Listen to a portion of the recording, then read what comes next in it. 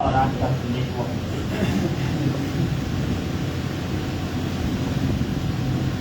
परमेश्वर के नाम को धन्यवाद हो, स्तुति और तारीफ हो कि सुंदर सा समय परमेश्वर के वचनों को बोलने का मौका मिला है। का मैं धन्यवाद देता हूँ। साथों साथ सबसे पहले तो मैं परमेश्वर के नाम को भी धन्यवाद देता हूँ, क्योंकि उसने आज का दिन आपके मेरे जीवन में जोड़ा कि हम इस खजूर की डालियों के दिन में उसकी महिमा, उसकी स्तुति करें और उसके नाम को ऊंचा उठाए। Hallelujah, hallelujah. गीतकार कहता है, अपना बोझ यीशु पर डालो, वो तुमसे प्यार करता है। हालेलुया। अपना बोझ यीशु पर डालो, वो तुमसे प्यार करता है, क्योंकि वचन कहता है, ऐ परिश्रम करने वालों, ऐ बोझ से दबे लोगों, मेरे पास आओ, है ना। मैं तुम्हें क्या दूंगा? हालेलुया। सिलेंडर नहीं मिलने वाला है आगे। प्रभु यीशु मसीह होसन्ना, हालेलुया, है ना। आगे महंगाई बढ़ने वाली है, हालेलुया, होसन्ना। क्यों? आज के दिन हम महंगाई के लिए होसन्ना नहीं कह रहे, आज के दिन हम प्रभु यीशु मसीह के लिए होसन्ना कह रहे हैं। हालेलुया। आज के दिन हमें किसी बात की चिंता करने की जरूरत नहीं है। अपना बोझ हमें यीशु पे डाल देना है। हालेलुया। क्या आपका विश्वास है कि वो प्रभु यीशु मसीह जंगल में से जब वो रास्ता निकाल सकता, समुद्र को तो भाग कर सकता है, तो आप और मेरा परमेश्वर ऐसे महंगाई में, ऐसे दुख और तकलीफ में क्या रास्ता नहीं बनाएगा? हालेलुया। अपना बोझ यीशु पर डालो, है ना, ऐसा लिखा है। परमेश्वर के नाम को धन्यवाद हो। आज के दिन के लिए जो वचन आपके मेरे सामने आता है वो है यशायाह नबी की किताब, इसका 62वां अध्याय। यशायाह नबी की किताब, इसका 62वां अध्याय।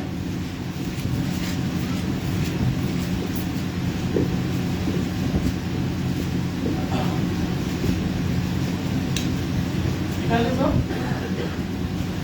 यशायाह नबी की किताब, इसका 62 चैप्टर और 11वां वचन। किसी को मिलता है तो पढ़ लो। देखो, यहोवा ने पृथ्वी की छोर तक इस आज्ञा का प्रचार किया है, सियोन की बेटी से कहो, देख तेरा उद्धारकर्ता आता है, देख जो मजदूरी उसको देनी है वे उसके पास है और उसका काम उसके सामने है। हालेलुया। सियोन की बेटी से कहो, देख तेरा उद्धारकर्ता आता है, देख जो मजदूरी उसको देनी है वह उसके पास है और उसका काम उसके सामने है। हालेलुया। परमेश्वर के नाम को धन्यवाद। प्रभु यीशु मसीह के विषय में यशायाह नबी की किताब ये भविष्यवाणी कर रहा है, और ये भविष्यवाणी कर रहा है कि वो जो आने वाला है वो सारी बातों को जानता है। Hallelujah, hallelujah. प्रभु यीशु मसीह ऐसा कहते हैं, जब 12 साल का हुआ तो वो एक आराधनालय में गया और पर्व था, फसह के पर्व में वो आराधनालय में गया और वहां पर वो प्रचार करने लगा। और जब प्रचार करने लगा तो यशायाह की पुस्तक में से वो प्रचार करने लगा।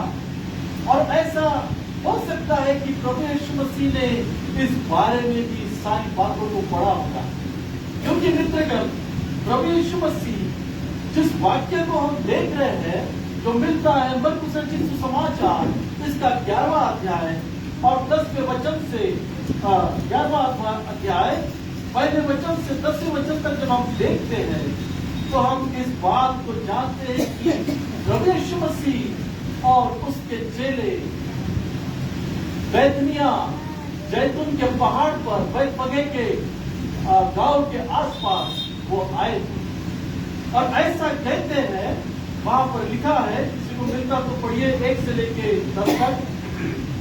जब वे यरूशलेम के निकट जैतून पहाड़ पर बैतफगे और बैतनियाह के पास आए तो उसने अपने चेलों में से 2 को यह कहकर भेजा,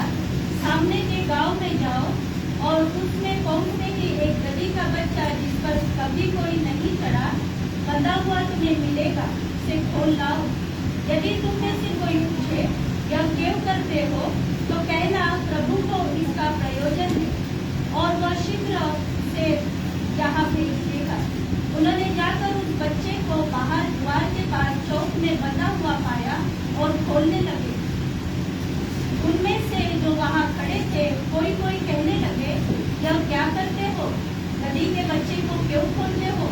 जैसा यीशु ने कहा था वैसा ही उन्होंने उनसे कह दिया। तब लोगों ने उन्हें जाने दिया। उन्होंने बच्चे को यीशु के पास लाकर उस पर अपने कपड़े डाले और वह उस पर बैठ गया। तब बहुतों ने अपने कपड़े मार्ग में बिछाए, औरों ने खेतों में से डालियां काट काट कर फैला दी। जो उसके आगे आगे जाते और पीछे चले जाते थे पुकार पुकार कर कहते जाते थे, होशाना, धन्य है वह जो प्रभु के नाम से आता है। हमारे पिता दाऊद का राज्य जो आ रहा है धन्य है। आकाश में होशाना। हालेलुया। क्या कह रहा है वचन? होशाना, होशाना, धन्य है वे जो प्रभु के नाम से आता है। हालेलुया। अगर आज आपके हृदय में कुछ हलचल हो रही है कि नहीं, मेरे प्रभु के लिए मैं होशाना के नारे लगाऊं और उसका जय जयकार करूं, तो आइए उस छोटे से कोरस को गाएंगे। Glory hallelujah, hosanna, hallelujah, hallelujah, hosanna, hallelujah, hallelujah, hosanna, hallelujah, hallelujah, hosanna, hallelujah, hallelujah, hosanna, hallelujah, hallelujah, hosanna, hallelujah, hallelujah, hosanna, hallelujah, hallelujah, hosanna, hallelujah. उस परमेश्वर के नाम को धन्यवाद हो। ऐसे ही वहां के लोग, जब प्रभु यीशु मसीह उस गधी के बच्चे पर बैठकर जा रहा था, तो ऐसा कहते हैं उन्होंने रास्ते पर अपने कपड़ों को डाला और झाड़ों को लिए, खजूर के डालियों को लिया और ऐसा कहते हैं उसके सामने बिछाया और होशाना, होशाना के नारे लगाए। हालेलुया। इतना खुशी का माहौल है ना? खुशी का माहौल। ऐसा कहते हैं प्रभु यीशु मसीह जब यरूशलेम के निकट पहुंचा, तो ऐसा कहते हैं यरूशलेम के जो मंदिर में उसको प्रवेश करना था, उस स्थान पर पर्व का समय आ गया। ओ फसह के पर्व का समय आया। और ये फसह का पर्व, क्या आप जानते हैं कि ये क्या है? अगर आप नहीं जानते कि ये फसह का पर्व क्या है, तो नई व्यवस्था इसका 23वां अध्याय आप घर जाके पढ़ लेना। घर जाके आप पढ़ेंगे तो इसके बारे में आप जानने पाएंगे कि ये फसह का पर्व क्या है और क्यों ये मनाया जाता है। और ऐसा कहते ये फसह का पर्व इसलिए होता था। एक छोटी सी बात बताना चाहता हूँ कि ये पर्व में प्रत्येक व्यक्ति को, यहूदी लोगों को, इस्राएली लोगों को उस मंदिर के पास आना पड़ता था और अपने आप को शुद्ध और पवित्र करके रहना पड़ता था, क्योंकि ये वो पर्व मना रहे थे जो परमेश्वर ने उनके लिए रखा था। और ये नियम, ये डिसिप्लिन उनके लिए दिया था। और ऐसा कहते हैं ये पर्व के समय में प्रभु यीशु मसीह उस जैतून के पर्वत के पास आए। और जैतून के पर्वत के पास आने के बाद चेले, उसके पास जो चेले थे, उन चेले में से किसी दो को कहा, क्या कहा? क्या लिखा है कि सामने के गांव में जाओ और क्या करो? जैसे ही तुम गांव में पहुंचेंगे तो तुम्हें एक गधी का बच्चा चौराहे पर बंधा हुआ मिलेगा। हालेलुया। प्रभु यीशु मसीह उस गांव में गया ही नहीं। उस गांव में वो गया ही नहीं। मनुष्य और इंसान की अगर दृष्टि देखी जाए तो उस गांव तक जा नहीं सकती कि जहां पर गधी का बच्चा बंधा है ना? लेकिन प्रभु यीशु मसीह बोलता है, जाओ उस गांव में, जाओ उस भरे चौराहे में, तुम्हें एक गधी का बच्चा बंधा हुआ तुम्हें मिलेगा, इस पर कोई कभी नहीं चढ़ा या लदा, कोई नहीं चढ़ा, उसे खोल लाओ, है ना। और यदि कोई तुमसे पूछे तो उससे क्या कहना प्रभु को इसका प्रयोजन कि प्रभु को इसका प्रयोजन है। मित्रगण, परमेश्वर का वचन सरल तरीके से आपके और मेरे पास आता है। वो गधी का बच्चा जिसके लिए प्रभु यीशु मसीह ने वही से भविष्यवाणी कर दी, है ना। अब ये जो चेले थे, ये चेले सोचने लगे, अरे प्रभु यीशु मसीह बोल रहा है। हो सकता है कोई एक चेला उसमें से ये सोच रहा होगा कि क्या यीशु सही बोल रहा है, क्या सही में हमको गधी का बच्चा मिलेगा वहां। लेकिन मित्रगण, चेले थे, चेले जानते थे कि प्रभु यीशु मसीह जो भी बोलता है वो होता है। और इसीलिए बड़े विश्वास के साथ ये दो चेले उस गांव में पहुंचे। और जब उस गांव में पहुंचे तो उन्होंने गधी के बच्चे को बंधा हुआ पाया। वो गधी का बच्चा बंधा हुआ था, जाकर उसको खोलने लगे। हालेलुया, हालेलुया, उसको खोलने लगे। और जब उसको खोलने लगे तो किसी ने पूछा कि भाई तुम ये क्या कर रहे हो, इस गधी के बच्चे को क्यों खोल रहे हो। तब प्रभु यीशु मसीह ने कहा कि तुम उनसे कहना कि प्रभु को इसका प्रयोजन, हालेलुया, हालेलुया, प्रभु को इसका प्रयोजन है। प्रभु यीशु मसीह ये सारी बातें वो गांव में चले जाने से पहले ही भविष्यवाणी कर रहा है। हालेलुया।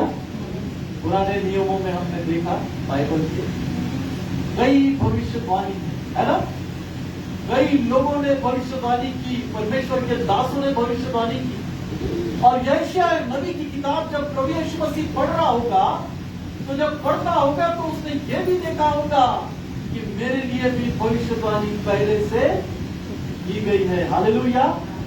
और इसीलिए वो भविष्यवाणी पूरी होने के लिए प्रभु यीशु मसीह ने उन बातों को कहा। ऐसा कहते हैं जकरिया नबी की किताब, इसका 9वां अध्याय, जकरिया नबी की किताब इसका 9वां अध्याय 9वां वचन क्या कहता है, हम पढ़ेंगे। क्योंकि एक भविष्यवाणी जकरिया नबी की जो प्रभु यीशु मसीह की थी। देखिए क्या लिखा है, हे सियोन, हे सियोन बहुत ही मगन हो, बहुत ही मगन हो, हे यरूशलेम, हे यरूशलेम जय जयकार कर, जय जयकार कर, क्योंकि तेरा राजा क्योंकि तेरा राजा तेरे पास आएगा। ओ तेरे पास आएगा। वह धर्मी और उद्धार पाया हुआ है, वो धर्मी और उद्धार पाया हुआ है, वह दीन है वह दीन है और गधे पर वरन गधी के बच्चे पर चढ़ा हुआ वो आएगा। गधी पर वरन गधी के बच्चे पर चढ़ा हुआ आएगा या आता है। हालेलुया। ये प्रोफेसी, ये भविष्यवाणी जकरिया ने की। और उसके बाद प्रभु यीशु मसीह इस बात को जानता था, क्योंकि मुझे इस मंदिर में जाना है जो यरूशलेम का मंदिर है, जो फसह के पर्व का समय है। और इसलिए यीशु मसीह इस बात को जानता था, और इसलिए वो कह रहा है कि जाओ गांव में, जब तुम जाओगे तो एक गधी का बच्चा तुम्हें बंधा हुआ मिलेगा। हालेलुया। बहुत जबरदस्त बात है कि जब हम इस चीज को जब पढ़ते हैं तो बहुत सारी बातें आपके मेरे सामने आती है। और जब वो सामने आती है तो बड़े मजेदार तरीके से आपको और मुझको समझता है कि परमेश्वर का वचन हमसे क्या कह रहा है ना। क्योंकि बहुत बार हम वचन सरल तरीके से पढ़ के निकल जाते हैं, लेकिन बहुत गहरी बातें उसमें पाई जाती है। ये तो बातें होगी भविष्यवाणी की, ये तो बातें होगी जो प्रभु यीशु मसीह कह रहा है, ये तो बातें होगी पुराने नियमों में जो हमने पहले से पढ़ी है प्रभु यीशु मसीह के बारे में, कि प्रभु यीशु मसीह का क्या होने वाला है। आने वाले सप्ताह में हम ये भी देखेंगे कि प्रभु यीशु मसीह जो सलीब पर हुआ है उसकी भी भविष्यवाणी पहले से यशायाह वचन संहिता, यिर्मयाह और कई किताबों में उसका विवरण पाया जाता है। और इसीलिए ये सारी बातों को देखकर ये लगता है कि एक योजना बनाई गई है। हालेलुया।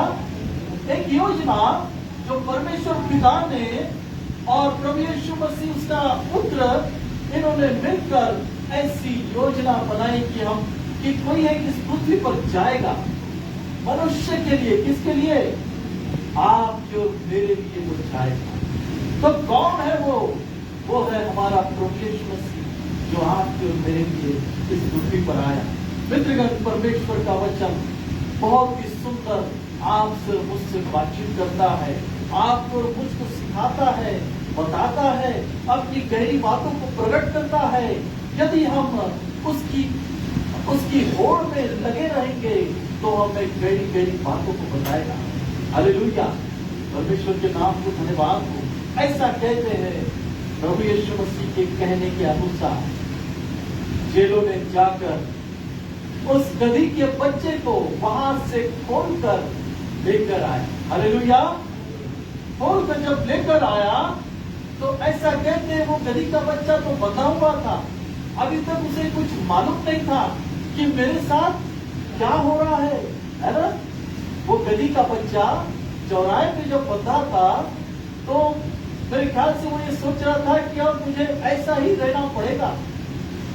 अभी तक तो वो खुला था, लेकिन अब उसे ऐसा लगने लगा कि मैं कोई बंधन में। और मित्रगण, ऐसा कहते हैं जब जेलों ने आकर उसे खोला तो फिर से उसका दिल आनंद से भर गया होगा। हालेलुया, वो आनंद से भर गया होगा और आनंद से भरकर वो उनके साथ जा रहा हो। ऐसा कहते हैं जब प्रभु यीशु मसीह के पास वो गधी का बच्चा पहुंचा, तभी भी वो गधी का बच्चा यही सोच रहा था कि अब आगे क्या होने वाला है, मेरे साथ क्या होगा, ये मुझे यहाँ क्यों लेकर आए। ये सारी बातें हो सकता है वो सोच रहा होगा, है ना।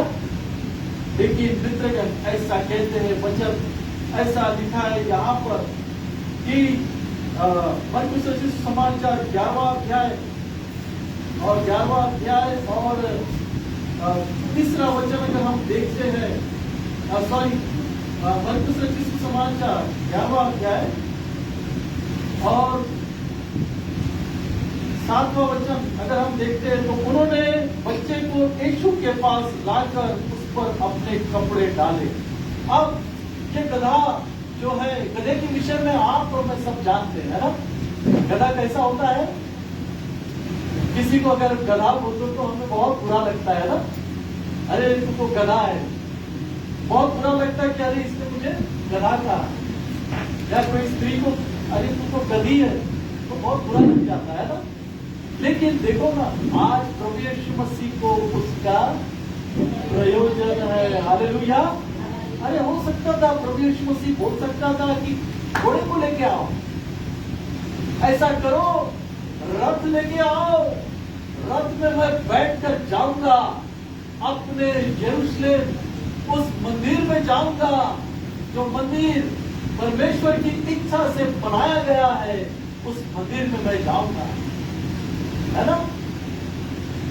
ऐसा करो, ऐसा रथ लाओ कि जो हवा में उड़े और उड़कर मैं सीधा वहां पर पहुंच जाऊं ताकि लोग मुझे देखें कि मैं परमेश्वर का पुत्र हूं।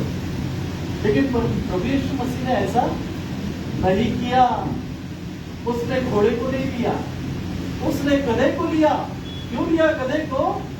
क्योंकि गधा ना समझ होता है ना, जैसा बोला होता है, जैसा आप बोलेंगे वैसा ही वो करेगा। एक मार्ग आप उसको दिखा दो, बरोबर उसी मार्ग में वो जाते रहेगा, उसके पीछे पार्टी के गधे जाते रहेंगे, है ना। इस तरीके से गधे की पहचान आपके और मेरे सामने। और गधे के विषय में तो सही जोक्स कोई कभी नहीं है ना। कई जोक्स है जब हम पढ़ते हैं, सुनते हैं तो बहुत हंसी आती है। इसीलिए लोग गधे को मूर्ख कहते हैं, है ना। और जब वो मूर्ख कहते हैं तो ये यीशु ने गधे को चूज किया, गधे को बुलाया, गधी के बच्चे को, यानी गधा जो था, बच्चा जो था वो गधा था, उस गधे को पसंद किया कि उस गधे को मेरे पास ले आओ कि मैं उस पर सवारी करूंगा। हालेलुया। कभी कभार हम भी अपने जीवन में ऐसे ही सोचते हैं कि प्रभु मैं तो कमजोर हूँ, मुझ में उतना ज्ञान नहीं है, कैसे करूं। लेकिन प्रभु बोलता है मुझे तेरा ही प्रयोजन है, मुझे तू ही चाहिए। अगर हम ये सोचते हैं तो मित्रगण, प्रभु यीशु मसीह एक दिन आपका और मेरा इस्तेमाल करेगा। Hallelujah, hallelujah. गधा प्रभु यीशु मसीह के पास पहुंचा, है ना। अब ये गधा विचार कर रहा है कि आगे क्या होगा, और आगे क्या होगा ये सोचकर जब वो विचार कर रहा था तो ऐसा कहते चेलों ने क्या किया, वो चेलों ने अपने कपड़े उतारे, जो कपड़े उनके पास थे वो कपड़ों को लेकर गधी के पीठ पर रख दिया। हालेलुया। अरे बाप रे, ये गधी का बच्चा अब सोचने लगा, अरे वाह, मेरे साथ कितना अच्छा व्यवहार हो रहा है, मेरे ऊपर तो कपड़े डाले जा रहे हैं, है ना। हालेलुया। मित्रगण, जो आप और मैं प्रभु यीशु मसीह के गधे हैं, आप और मैं जो उसके नासमझ लोग हैं, हम पर एक दिन पर प्रभु यीशु मसीह अपने उस वस्त्र को डालेगा कि आप उसके बाद गधा या गधी नहीं रहेंगे, लेकिन उसके लिए कार्यों को करते जाएंगे। Hallelujah, hallelujah.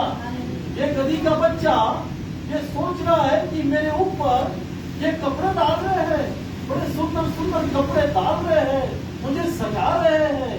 मित्रगण, बहुत बार आपके और मेरे जीवन में भी ऐसा ही होता है। परमेश्वर का वचन आता है, जो आपके पीठ पर वस्त्र को डाला जाता है, मानो ये वचन उसका वस्त्र है जो आपके ऊपर डाला जाता है और आपको वो सुंदर बनाता है। हालेलुया। और ये गधी का बच्चा खुश होने लगा। फिर उसके बाद वो सोचने लगा कि अभी आगे क्या होगा।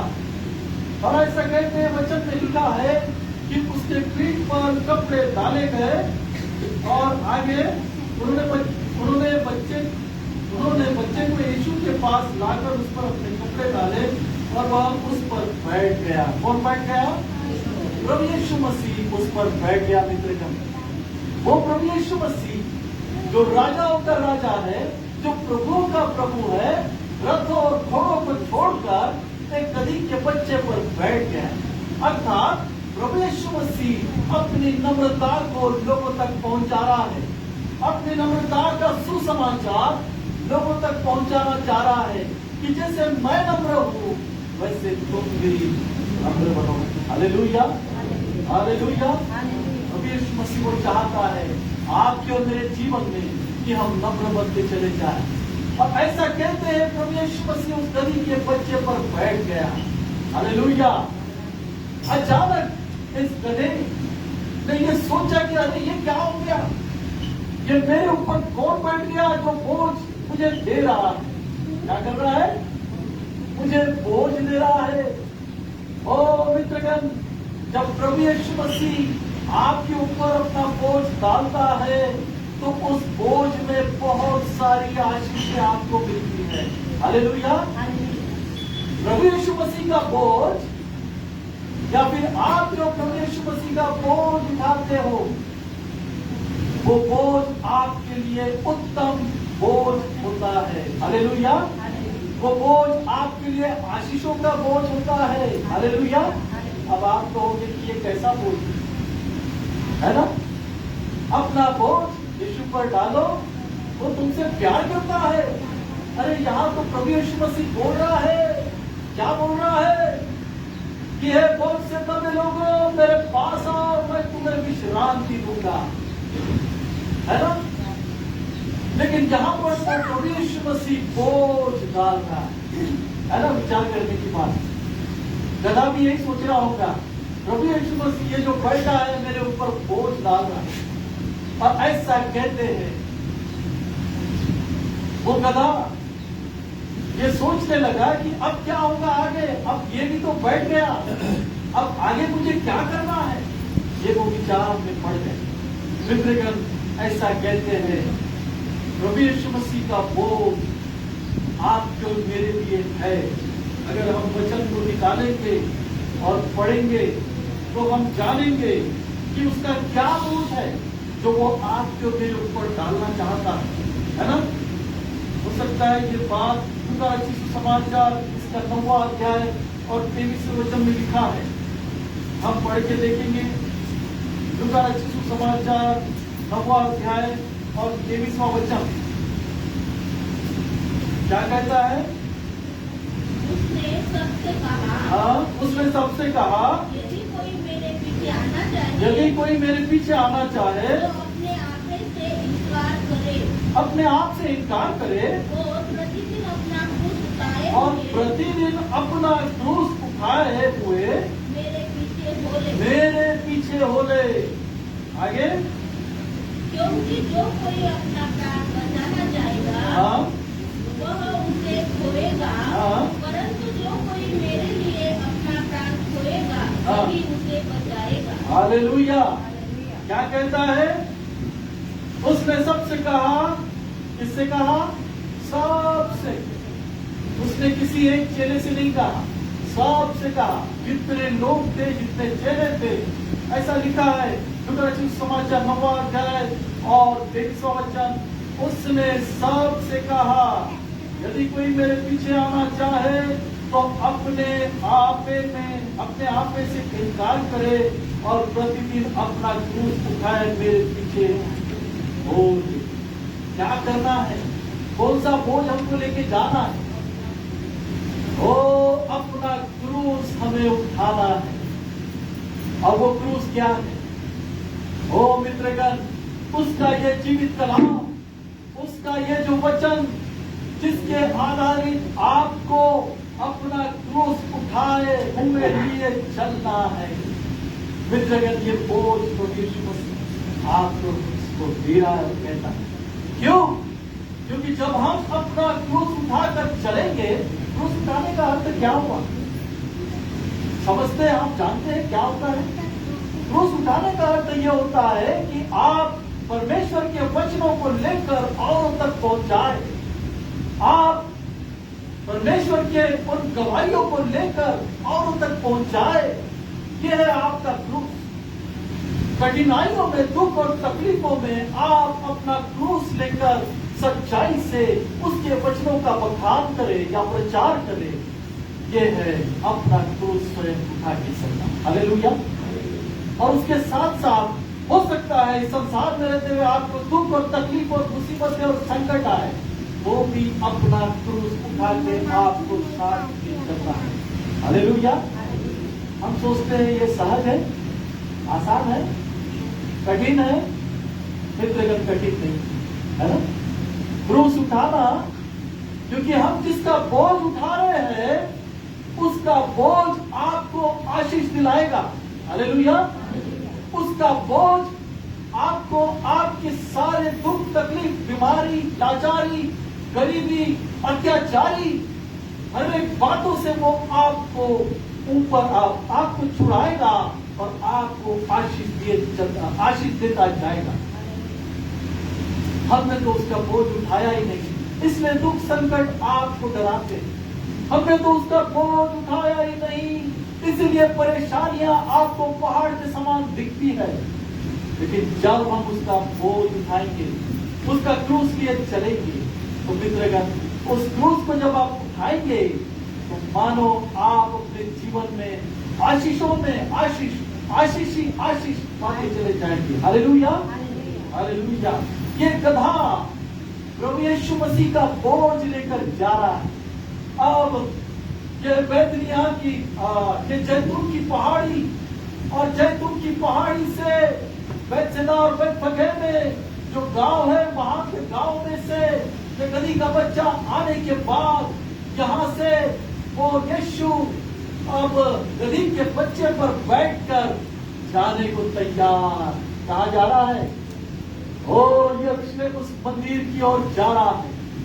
और जब वो उस मंदिर की ओर जा रहा है तो ये गधी का बच्चा जो था वो ये सोच रहा था कि मुझे कहाँ जाना है। और वो ये सोच में पड़ गया और कहने लगा, प्रभु मुझे तो लोग मूर्ख कहते हैं, मेरा नाम, मेरी इज्जत यहाँ पर नहीं है, लोग मुझे ऐसे ही समझते हैं और मुझे ज्ञानी न पाते हुए इसलिए मुझे बांध कर रखिए। मैं तो अभी तक बंधा था प्रभु यीशु मसीह। और इसीलिए वो गधी का बच्चा प्रभु यीशु मसीह से कहने लगा होगा, है ना, कि प्रभु मैं क्या करूं, मुझे इतना भी ज्ञान नहीं है कि मुझे जाना कहाँ है ना। बहुत बार हम भी अपने जीवन में वही सोचते हैं, कि प्रभु आगे करना क्या है, जाना कहाँ है। तब परमेश्वर का वचन आपके और मेरे पास आता है, कहता है मार्ग, सत्य और जीवन मैं। हालेलुया। कौन है मार्ग? यीशु वो मार्ग है ना। और उस मार्ग में मैं तुम्हें लेकर जाऊंगा। प्रभु यीशु मसीह कहता है तुम मेरे तो पीछे आओ, मार्ग मैं तुम्हें दिखाऊंगा। अब यीशु ने उस गधी के बच्चे को हो सकता कहा होगा, क्या कहा होगा? अब मैं तुझ पर सवार हो गया हूं तो तू क्यों चिंता करता है, मार्ग मैं तुझे दिखाऊंगा। हालेलुया। मार्ग मैं तुझे दिखाऊंगा। हम अपने जीवन में बहुत बार ऐसे, लेकिन चलो आगे बढ़ेंगे, ज्यादा समय नहीं लेते हुए।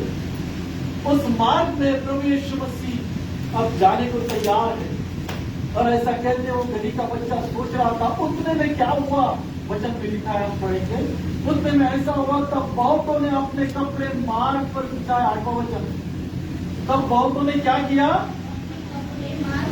हाँ, अपने कपड़े मार्ग में बिछाए और औरों ने खेतों में से डालियां काट काट कर फैला दी। हालेलुया। ओ वो गधी का बच्चा जिसको किसी ने कभी इज्जत नहीं दिया, हाँ, वो गधी के बच्चे के लिए ऐसा कहते हैं कि मार्गों में उन्होंने कपड़े डाले और डालियां काट काट कर लाकर सामने सामने डालते गए। और गधी का बच्चा ये सारी बातें देख रहा था और देख रहा था कि कैसे मेरे लिए प्रभु यीशु मसीह ने मार्ग तैयार किया। हालेलुया। ये मार्ग कौन तैयार किया? प्रभु यीशु मसीह ने, है ना। गधी का बच्चा उसको नहीं मालूम था क्योंकि पहली बार कोई उस पर बैठा है, लेकिन वो बोझ लेके जा रहा है, लेकिन आनंदित है, खुश है। क्यों? क्योंकि उसकी इज्जत हो रही है। हालेलुया। उसको कोई अभी मूर्ख नहीं कह रहा है, उसकी इज्जत हो रही है। आप और मैं की करें, परमेश्वर की करें, है ना। हमारी भी इज्जत होती है कब? जब हम परमेश्वर के वचनों को लेकर चलते हैं। हालेलुया। हालेलुया। ओ हमें मार्ग को दिखाता है और तब हम उस मार्ग में चलते हैं। ऐसा कहते हैं वो गधी का बच्चा ये सोच ही रहा था तो कपड़े लाकर उसके सामने डाले गए। और जब कपड़े लाकर डाले गए तो उसे समझ में आया कि मुझे इस पर से चलना है। और वो चलते चलते चलते चलते कहां तक पहुंचा? यरूशलेम तक पहुंच। मित्रगण, प्रभु यीशु मसीह ने उसका इस्तेमाल अपने को जाओ जाकर उस गांव में जो गधी का बच्चा बंदा है उसे बोलना, क्योंकि मुझे उसका प्रयोजन। प्रभु यीशु मसीह को आज आपका और मेरा प्रयोजन है। आपको और मुझको प्रभु यीशु मसीह चाहता है कि हम उसके लिए सामने आए, हम उसकी आवाज को सुने, अपने आत्मिक कानों को खोले, अपने आत्मिक आंखों को खोले, ताकि वो प्रभु यीशु मसीह आपको और मुझको वो क्या चाहता है आपके और मेरे जीवन से, उसके लिए आप और मैं मित्रगण, प्रभु को उसका प्रयोजन है। प्रभु को आज आपका और मेरा प्रयोजन है। हालेलुया। हालेलुया। परमेश्वर के नाम को धन्यवाद हो, उसकी स्तुति हो, तारीफ हो। ये बोझ जो आया था वो साधारण नहीं था, लेकिन प्रभु यीशु मसीह में जब हम होते हैं तब सारा बोझ हमें सहज लगता है। हालेलुया। क्रूस को उठा के जा रहे हैं, लेकिन वो सहज लगेगा कब? जब हम परमेश्वर में होकर चलेंगे, है ना। दाऊद कहते हैं आपके वचन संहिता में, यदि मैं घोर अंधकार की तरह से होकर चलूं तो भी हानि से नहीं डरूंगा, क्योंकि कौन है मेरे साथ? ओ परमेश्वर यहोवा है, तो मैं क्यों डरूं, है ना। लाल समुद्र सामने आ गया, मूसा और इस्राएली लोग, और पीछे फारो की सेना आ गई। अब क्या करूं? उसमें से परमेश्वर ने मुझे लिए हार दिया। हालेलुया।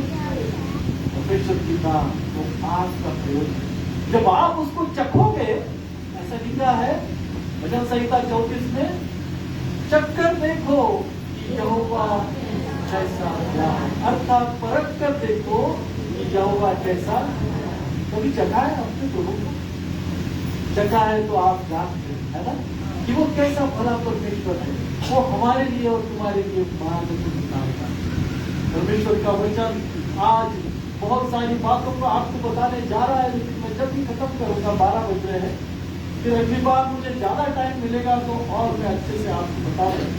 लेकिन आइए परमेश्वर के नाम धन्यवाद हो। आगे जब हम देखते हैं नवा वचन क्या कहता है, जो उसके आगे आगे जाते और पीछे पीछे चले आते थे, पुकार पुकार कर कहते जाते थे, होशाना, धन्य है वह जो प्रभु के नाम से। हालेलुया। अब ये गधी का बच्चा जिस पर यीशु मसीह सवार है, ये जब उसको मार्ग दिख गया जाने का, तो वो बड़ा खुश हो गया। और खुश होने के बाद वो उसने इस बात को जान लिया कि देखो आज मेरी कितनी इज्जत हो रही है कि मेरे लिए लोग कपड़े डाल रहे हैं, है ना, मेरे लिए खजूर की डालियां डाली जा रही है और मेरा स्वागत हो रहा है। कितनी खुशी मिल रही। ऐसे ही बड़े बड़े प्रचारक लोग जब प्रचार करते हैं या फिर प्रार्थनाशील लोग जब प्रार्थना करते हैं, तो मित्रगण आपको और मुझको ऐसा ही महसूस होता है ना। जब आप गवाही देते हैं तो आपको ऐसा ही महसूस होगा कि जो लोग मेरी इज्जत नहीं करते थे, आज वो मेरी इज्जत करने लगे। किसको देखकर? आपको और मुझको देखकर नहीं, उस परमेश्वर के पिता को। हालेलुया। ऐसा लिखा है मत्ती समाचार इसका 13वां अध्याय 5:16 या 17 पढ़ के देखो क्या लिखा है। मत्ती इसका 5वां अध्याय 16 या 15 वचन देखो। लोग आपको और मुझको नहीं देखेंगे, लेकिन किसको देखेंगे? परमेश्वर पिता को देखेंगे। तुम पृथ्वी के नमक हो, तुम जगत की ज्योति हो, और उसके बाद जो नगर पहाड़ पर बसा हुआ है वो छिप नहीं सकता, है ना। 14 या 16 कहाँ लिखा है? 13, 14, 15। तुम पृथ्वी के नमक हो, परंतु यदि नमक का स्वाद बिगड़ जाए तो वो भी इस वस्तु से नमकीन किया जाएगा। उसके आगे वाला तुम ज्यादा हो, उस जगत की ज्योति हो, जो नगर पहाड़ पर बसा हुआ है वो छिप नहीं सकता। और लोग दिया जलाकर पैमाने के नीचे नहीं परंतु जीवन पर रखते हैं। तब यीशु ने तब उसने अभी ध्यान से सुनो। उससे घर के सब लोगों को प्रकाश पहुंचता है। और आगे उसी प्रकार तुम्हारा उजियाला मनुष्य के सामने के कि वे तुम्हारे भले कामों को देखकर तुम्हारे पिता की जो स्वर्ग में है बड़ाई करे। हालेलुया। तुम्हारे भले कामों को देखकर, है ना। तुम्हारे और मेरे काम कौन से है? भले काम। वचन सुनाना, गवाही देना, प्रार्थना करना, जिसके द्वारा लोगों को आशीष मिलेगी, ये देखकर, तुम्हारे भले कामों को देखकर तुम्हारे स्वर्ग में जो पिता है उसकी बड़ाई करें। हालेलुया। यहाँ कदे को लग रहा है कि मेरी वाहवाही हो रही है ना, लेकिन प्रभु यीशु मसीह की वाहवाही हो रही है। लेकिन इज्जत किसको मिल रही है? प्रभु। इज्जत किसको मिल रही है बताओ? प्रभु को मिल रही है कि गधे को? बता नहीं सकते। गधे को भी मिल रही है, क्योंकि गधा अपने दिमाग से चल रहा है ना। गधे को लग रहा है कि मेरी वाहवाही हो रही है, लेकिन सच में लोग किसकी वाहवाही कर रहे थे? बस प्रभु यीशु मसीह। हालेलुया। इसलिए जब हम वचन बोलते हैं, जब हम प्रचार करते हैं, जब हम गवाही देते हैं, प्रार्थना करते हैं, तो ये कभी ना सोचे कि मेरी वाहवाही हो, है ना। प्रभु मैं घटता चला जाऊं तो बढ़ता चला जाऊं। प्रभु मैं तेरे सलीम के पीछे हो जाता हूं, क्योंकि आज तू लोगों से तू बातचीत कर, सलीम बातचीत कर, है ना। इसीलिए हम तो गधे नहीं है ना। यीशु के गधे जरूर है, लेकिन हम गधे नहीं है कि हमें समझ नहीं। समझ, है ना। लेकिन वो गधा था इसलिए उसको नहीं समझ में आया। लेकिन कितनी अच्छी बात है कि आज गधे की इज्जत हो गई। हालेलुया। और इसीलिए परमेश्वर का वचन कहता है कि मैंने मूर्खों को चुन लिया है कि ज्ञानवान को वंचित और हालेलुया।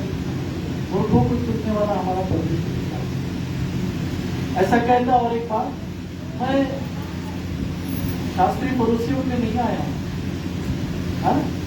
मैं अच्छे लोगों के लिए नहीं आया हूं। मैं किसके लिए आया हूं? और पापियों के लिए। हालेलुया। अच्छे लोगों के लिए क्यों नहीं आया? अच्छे लोग भी तो है ना। प्रभु यीशु मसीह जानता है अच्छे लोग ज्ञान, उनके पास ज्ञान है, वो जानते हैं, मेरे बारे में वो वचन पढ़ते हैं। लेकिन मैं पापियों के लिए आया हूं ताकि वे भी बचाए जाए। हालेलुया।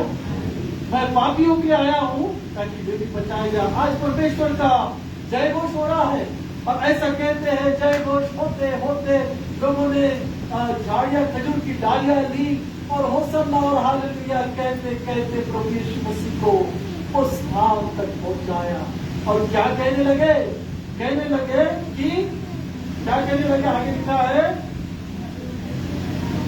होसन्ना, धन्य है वह जो प्रभु के नाम से आता है। प्रभु के नाम से, किसके नाम से?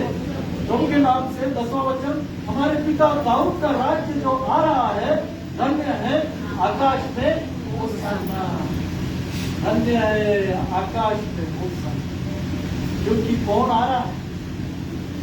कौन आ रहा है? प्रभु यीशु मसीह, है ना। प्रभु यीशु मसीह आ रहा है यरूशलेम। हमारे पिता दाऊद के राज्य आ रहा है। दाऊद जिसके वंश में से प्रभु यीशु मसीह, है ना। दाऊद के वंश से प्रभु यीशु मसीह है। और इसलिए वो यहूदी, वो इस्राएली लोग कहने लगे कि हमारे पिता दाऊद का राज्य आ रहा है, धन्य है आकाश में होसन्ना। कहां पर? आज। हालेलुया।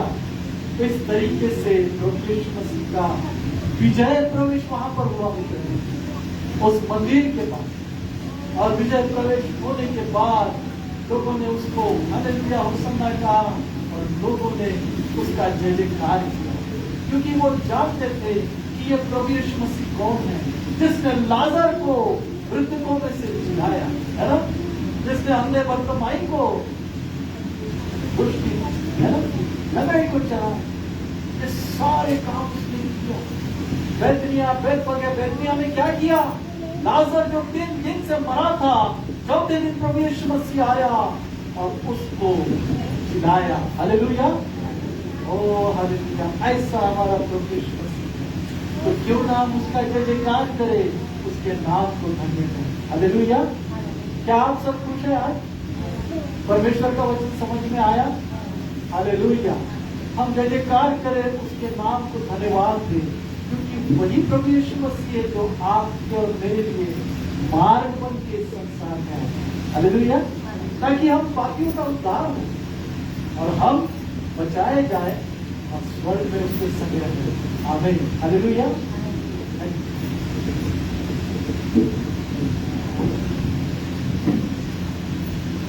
धन्यवाद उस सुंदर से वचन के लिए। आइए इस समय फिर एक बार मैं आपको बताना चाहता हूँ कि अगला शुक्रवार जो है वो 12 बजे से लेकर 3 बजे तक हमारी प्रार्थना होगी। उत्तम शुक्रवार है और हम सब आने की कोशिश करें। उसके बाद उसी तरह शुक्रवार के बाद क्या है? क्या है? नहीं आ रहा है। ईस्टर है ना। पुनरुत्थान दिवस। काय के लिए आप ईस्टर गए?